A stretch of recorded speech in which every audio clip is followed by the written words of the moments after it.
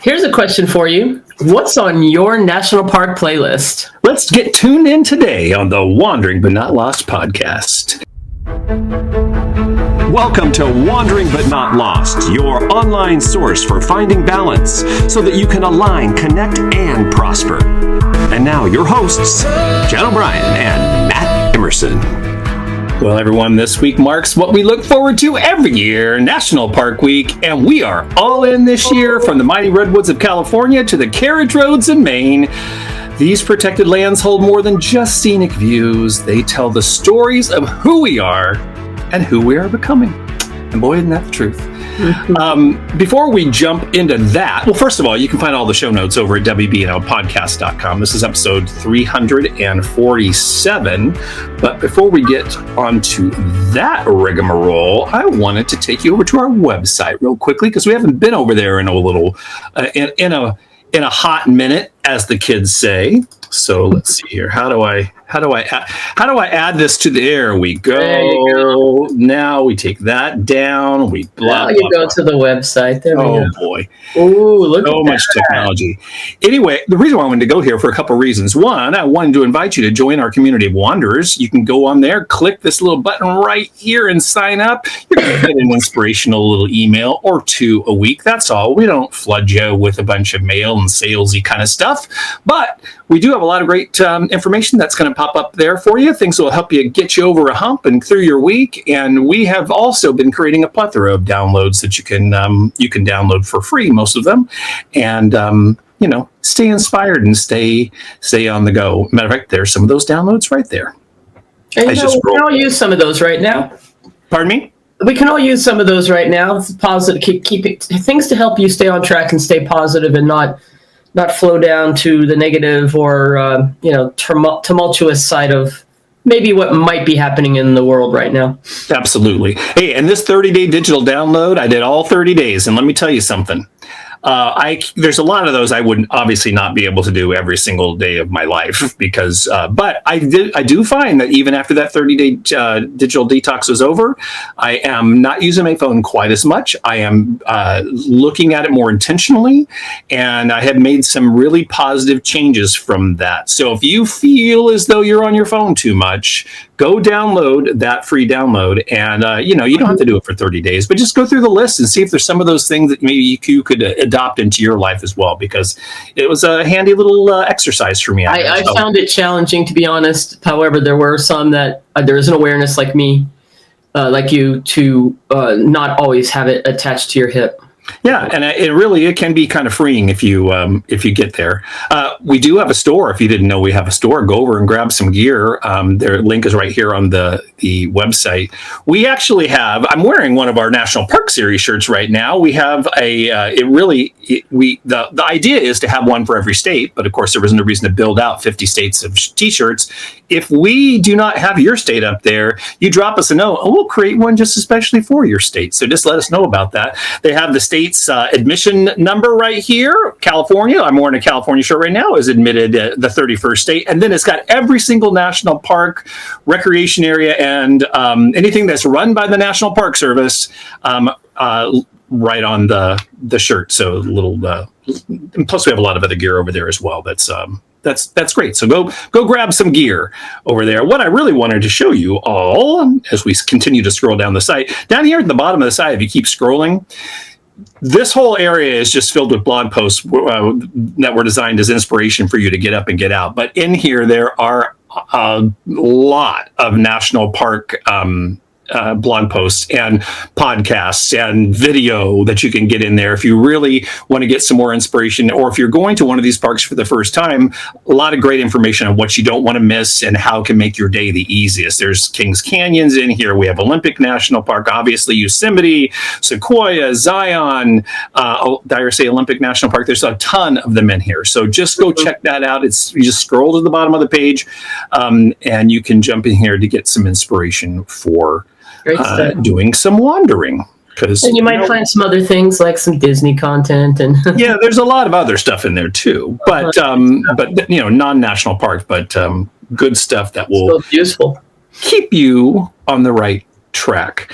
I love national parks. As anyone that watches the show knows that, and Jan and I have have had the opportunity to experience a few of those together. We're going to talk about some of that in a little bit. But I got my start really on it back when I was a kid. My mom and dad, I had relatives. I'm a California boy, relatives that were in Illinois, and my mom and dad, we would always go back to Illinois during the summer, for vacation, and we would always jump in that station wagon and head across country. And my mom and dad both were so good about making sure that we didn't just go to Illinois, that we went and stopped at parks on the way and on the way back every single time. And there's a lot of different ways to get to Illinois. And you can see there's a lot of parks between here and there. And I was just so fortunate to be able to experience that. We never really stayed at the parks. We were mostly driving through the parks on the way, but we would stop and we'd get out and we'd look at the overlooks and make sure that we were learning about that and doing all that. So it was really ingrained into my head. As a matter of fact, my mom was the queen of what was the AAA book was what she was really the queen of, but also just information about parks. So she would talk before we got to a park. She would read about that, and she would quiz us, about the parks that were coming up and give us all the fun facts and stuff like that. So I just had a passion for the parks from the very beginning, and have carried that through my entire life, which I love. Now I have to share, and I've shared this before, but I have to share my very favorite souvenir from a national park, and it's from Carlsbad Caverns, and it's this awesome diorama, right? And if you shine a light on it, ooh, look at it glowy. Oh my God, I love this thing. It came in red, blue, green, and yellow. And I have a blue one and a red one, and they're many years old. Wow. That's a collector's item right there. They are treasures. Thank you very much. But I just, it's one of those things that it just imprinted such a mark on me. And it's like I was branded from a very young age about the national parks, and I really, really have appreciated them ever since. Learned more about them as I've gotten older, and like I said, we'll talk more about that. But it's been a great ride because what I love about that whole family station wagon trip, and it'd be very similar today. And Laura and I have gone on trips like that across the country today. But what I used to love is we'd stop at the old gas station, get your bottle of Coke. Well, for me, it was more probably a strawberry Fanta or strawberry crush, popping the bottle cap off of that and just having a nice cold one on the way. It was pretty cool. So anyway, it's really good stuff. I did not have it at an early age. Our family vacations were mainly going to the panhandle of Florida, Panama City and so forth. However, as I started to get older, I really always enjoyed the outdoors, and really became more state parks when I lived on the East Coast, to be honest. There's more parks, seems like to me, out here in the West. And so I've spent 34 years on the West Coast, and the love of the parks has grown on me. And with you and Laura, it was great. We'll talk some more about that because it's like going to Disney with you guys. Going to Yosemite and Sequoia, Kings Canyon, it is like seeing it with a guide, basically, like paying a guide to take you through the park. It was awesome. So let's talk about what this theme is. Which I love this theme, National Park Playlist. So what does that really mean? Well, it's a celebration of two powerful things, nature, the parks, and music, and how music connects us to nature and memory. Love this theme because we all have music. When you hear something, you hear a song you haven't heard in a while, it will usually, if it brings up an emotion or a feeling, it will be due to some memory that you have connected with that song, right? So that's a powerful thing. So I'm excited to see how this all plays out. And there's a lot of information on the park site. We'll talk about that because they're encouraging you to share all that. And that's how you can engage. Create your own and share your own park playlist with your favorite songs that are tied to nature, to hiking, parks you love, or the kind of music you listen to when you're out in nature or you're out visiting one of the national parks. And then if you're going to post all that, use the hashtag National Park Week or National Park Playlist, right? Love it. So, for me, the song, I am more of first of all, when I'm in the parks, I generally don't have any music actually playing, right? But if I was going to be doing something, if I was on my own or if I was going to be having music, I will, anytime I'm in nature, any of the places I like to go, it's always instrumental music for me, very high frequency sounds, maybe some very particular things. Like, for example, when I go to Sedona or any of the areas around there, it's a lot of Native American flutes and music and so forth, because it just feels like the energy of the place, right? So that's that's how you can start to get engaged and get involved and have fun, even if you can't get to one of the parks during that week. Matt's going to talk a little bit about that after he tells you a little bit about the history. Yeah, that's really cool. And we're the same way. We don't listen to actual, or not usually listen to, lyrics in the parks. But like when we drive into a park, there's a national park audio series that is sold at the parks. And I'm sure it's digital now. We've got all the old CDs of it.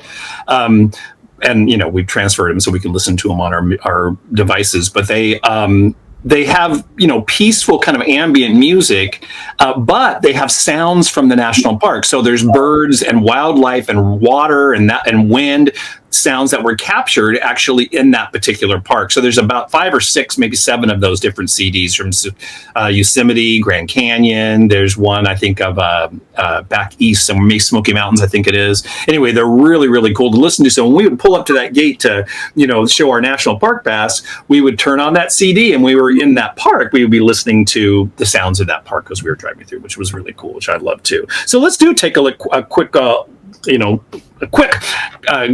walk down memory lane here as far as the parks itself and a little bit of the story behind there. The first national park was Yellowstone, and it was actually dedicated a national park in 1872. And it wasn't just the first national park in the United States; it was the first national park in the world. So we were actually the developers of this concept, which is really interesting considering the beautiful land and sites and monuments that there are around the world. And many countries have joined on to this ball game after we started that. So, but the National Park Service wasn't actually established until 1916.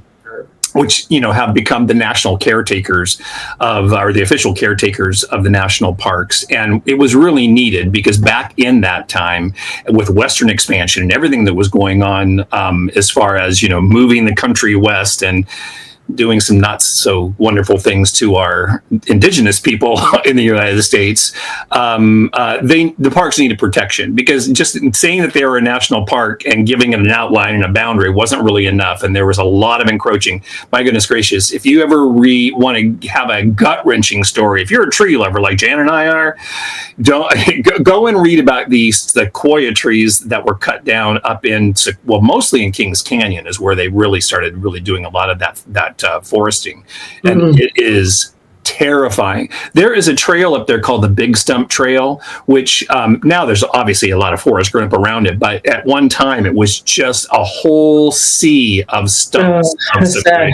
We've never gone there because it's one of those things where it hurts me to actually even look at the pictures. So I can't imagine going and looking at all of the trees, all the stumps that are still there. I think that the city of San Francisco, before the earthquake, before it all burnt down, was pretty much built on sequoia trees and redwoods. So terrifying. Anyway, so today there's over 400 national parks that are managed by the National Park Service, and that includes the national parks themselves, monuments, historicals, parks, preserves, seashores, battlefields, rivers, and trails. And to Jan's point, there are more of what we think of as the classic national parks out west, but back east, like the Statue of Liberty is run by the National Park Company, and the Freedom Trail in Boston, that's a national park. So there's a lot of more historic, and all of the battlefields from the Civil War are all run by the National Park Service. So there's a lot of historic sites, probably way more historic sites back east than what you think about as the grandiose Grand Canyon, Yosemite type of national parks out here in the West. So you are not probably more than a day's drive, no matter where you are in the United States, you're not more than a day's drive from a national park. And in many circumstances, you're just hours away from one. So if you haven't been to one, go check them out. So here's some fun facts about the national parks. There's 63 national parks altogether, national parks in the system. The New River Gorge in West Virginia was the newest national park that's been added to I think they're the most visited national park. Do you know what it is, Gianna Bryan? I saw the answer, but I would have got it wrong.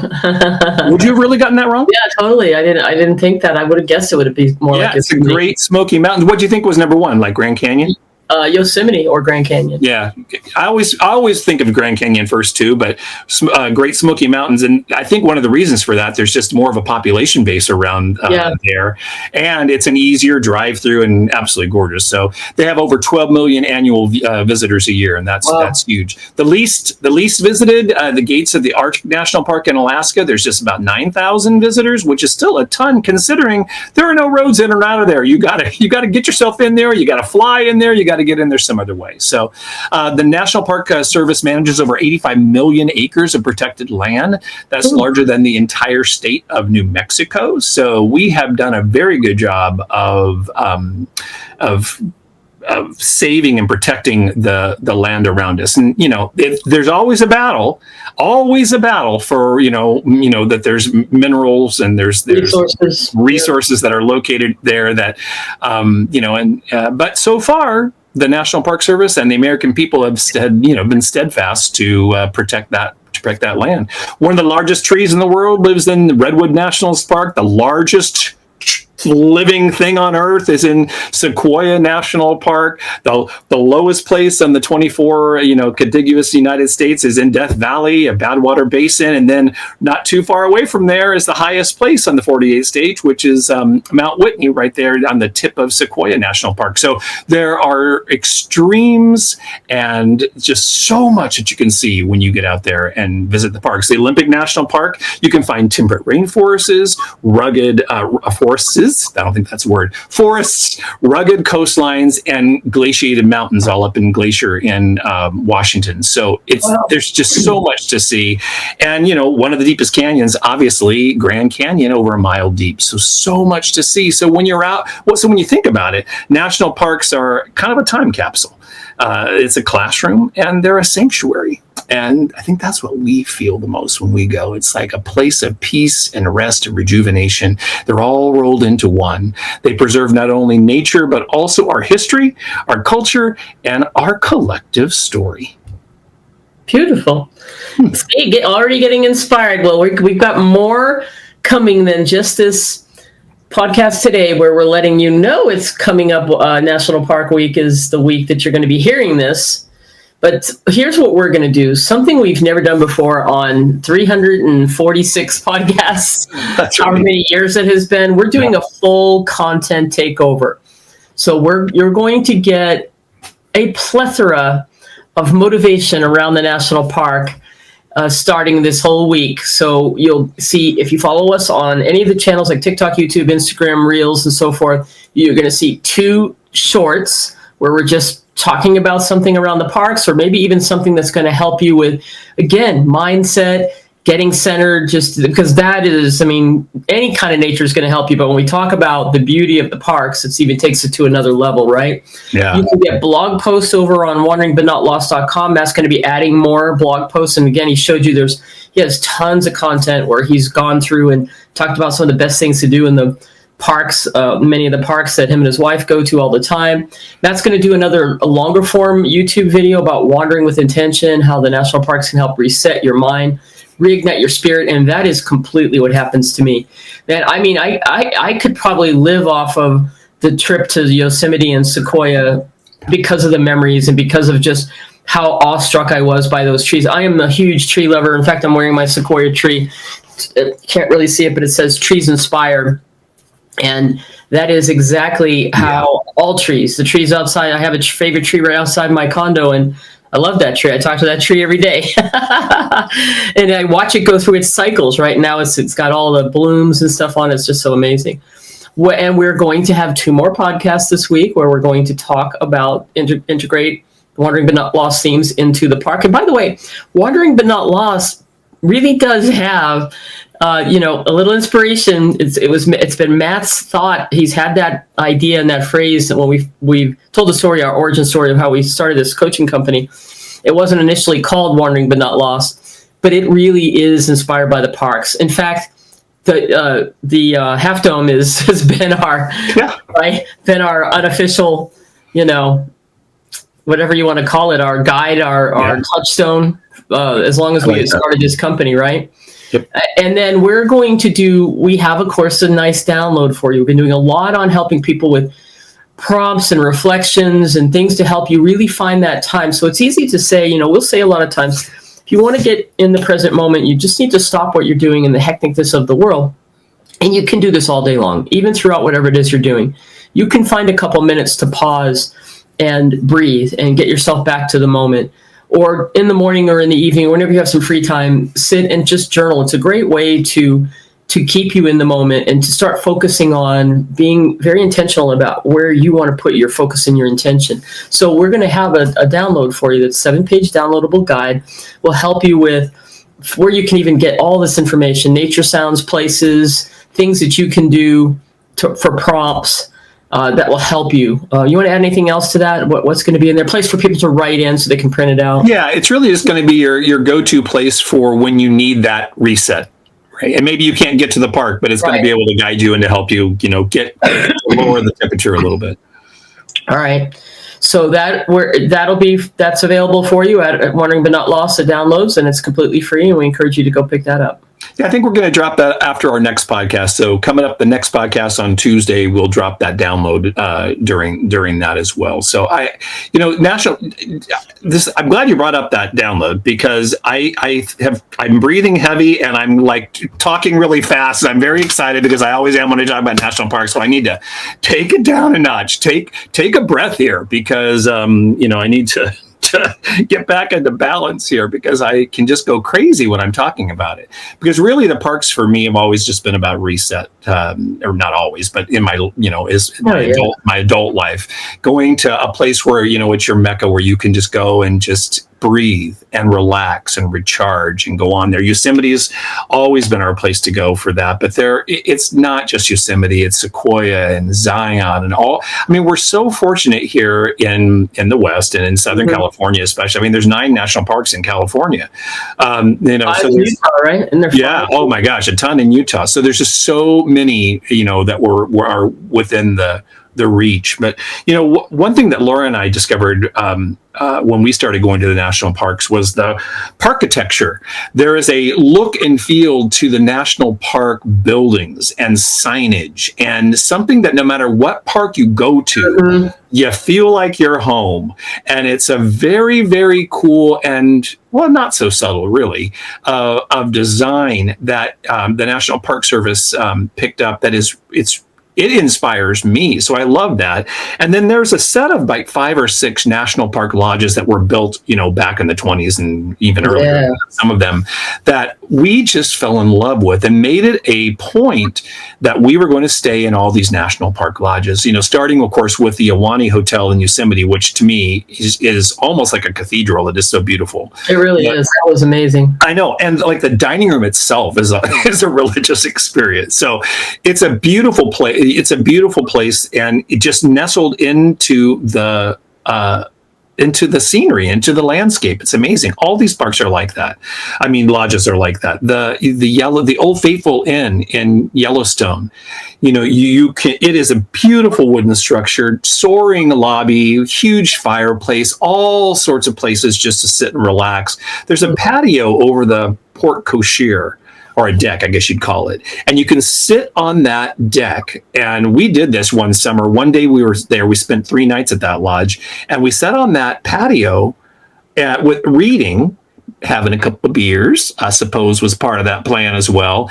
But Old Faithful was right there. So every once in a while, you'd be sitting there, and it was so funny. It was like a wave of people would go out to watch Old Faithful, and then they'd come back into the hotel again. It was fun to watch that. It's like you didn't have to really know when it was going to happen, because you just watched the wave, and then it would go off. It was amazing. So that's an incredible hotel there. In Glacier National Park, oh my gosh, there's 3 national park lodges up there that are, they're all so unique, and they're all so incredibly beautiful that I just feel so fortunate that we get a chance to stay in all these places and learn about how they were built, and and the indigenous or native people, the influence that they have on a lot of the the materials and the carvings and the furniture and all of that, just absolutely amazing. So there's so much history that was in the national, or that's built into the national park lodges, and thankfully they have been kept up in that same manner today. That just really expanded the whole experience, outside of just the trails and the hikes and all of that too. So that's just something that I remember a ton about from the national parks. Yeah, I love it. I can never pronounce the name. I can't remember the name in Yosemite, the lodge, the inn. The Ahwahnee. Ahwahnee, that's it. Yeah. It to me, it was like being in the past when I went into that lobby and just staying there. It felt like it was just took you back to, you could almost imagine when the parks first opened or something, and the time frame and how peaceful it was. And I love that it's not been modernized. It has that sort of, it keeps that history, right? So yeah, there's just so many amazing moments. I've been to all the Utah parks, many parks. In fact, I got my passport, my national park passport, which became the thing to have it stamped and get the stickers for all of them. But I will have to say that Sequoia, it has got my number one spot, only because it was just amazing. I mean, the trees are great everywhere, but the Sequoia trees are just amazing. I mean, they're like sentries. They're like guardians. They're so huge, and just, you can't help it. Just feel the energy and feel change. I mean, I remember just going up and, just like sitting, touching the tree and just wanting to be there for a little while and just feel that energy, because it's just majestic. I'll just never forget that. And I definitely want to go back. If I have to get one to go back to, that's it. We have to figure that out. All right. Yeah, definitely. All right. So how can you get involved? Well, the National Park Week is April 19th. Sorry, that's the free day. It's the whole week. What is the week? Yeah, 19th through the 27th. So the first day is the free day? Yeah. And what's the 19th, Matt? What day of the week? Saturday. This coming Saturday. Saturday. So it goes for a whole week. There'll probably be a few lines. There are people that love the parks know there's always a free day. Yeah. But again, we support the parks. You get the National Park Pass, when you get that'll let you in to any of the national parks, and you pay that annually, then you're supporting the park. So I think that's a good way to give back. Absolutely. So go visit one of your local national parks this week. Create your own national park playlist. # National Park Playlist.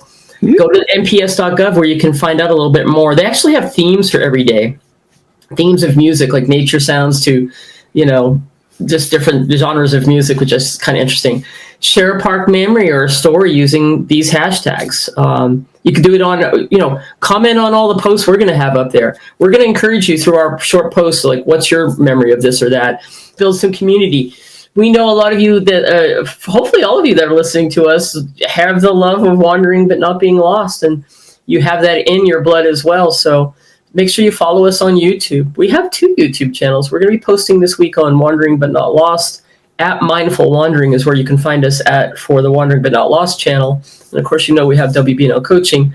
But we're also on Instagram, and we're on Facebook where we post the reels, and we're on TikTok as WBNL Coaching. And we'll be posting all that short content there.